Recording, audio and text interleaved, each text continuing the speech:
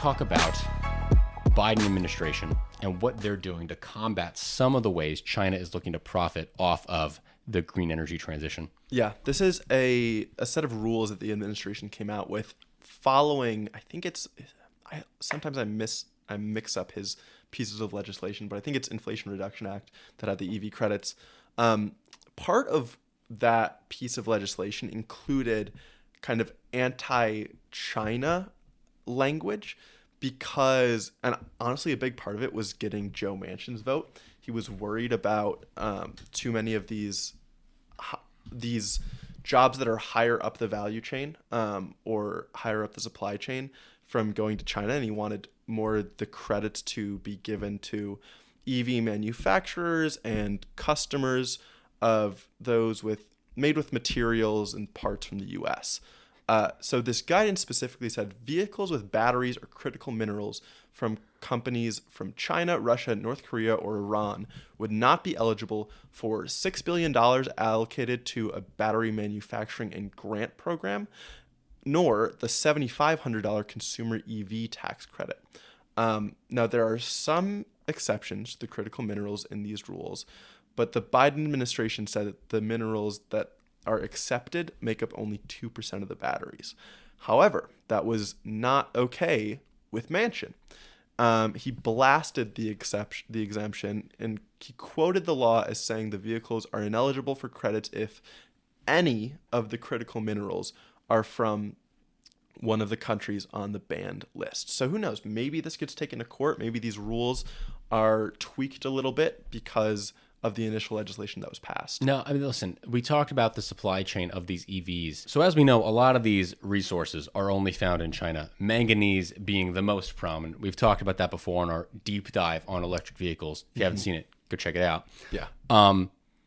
Listen, I understand where Manchin is coming from, but I don't know if he understands that they are so limited to China specifically. Yeah, I agree. I feel like Biden knew that this wouldn't go over smoothly with him. Of course. And he was hoping that he could just kind of slip it under, and now he's hoping that it doesn't get taken to court. Mm-hmm.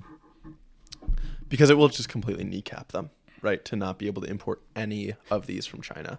Though for some, it'll be smart to start building up supply chains of these materials with our free trade partners. Yes. Right. Yes. And that is going to incentivize us to do so. One other loophole. This one I'm more concerned about that China could get around the rules with is if it makes joint ventures or invests in companies that are located in American free trade partners like South Korea. There have already been some reports that it's looking to do so. So if that happens, I mean, China is always looking for loopholes around our restrictions, right? So I wouldn't be surprised at all. Hopefully, the goal is still to restrict it overall, though, right? And no matter what, you're going to lessen the supply. You're going to kind of restrict what's coming out of China, which is going to do the job of invigorating a supply chain in North America and with our other free trade partners, I think. Exactly. I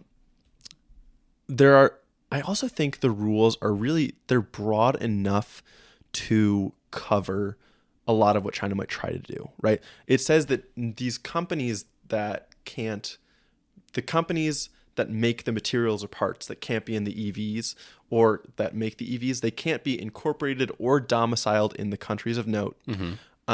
They can't, I don't think they can even, it says they can't engage in the extraction, processing, or recycling of such critical minerals, the manufacturing or assembly of such components, or the processing of such materials in a covered nation. So that's like sweeping. Right. Besides, of course, the few materials that are exempted. But it's hard to get around that, especially because the materials that are coming out of China need to be mined in China. Right? So that extraction word, like that's doing a lot of heavy lifting there. Exactly.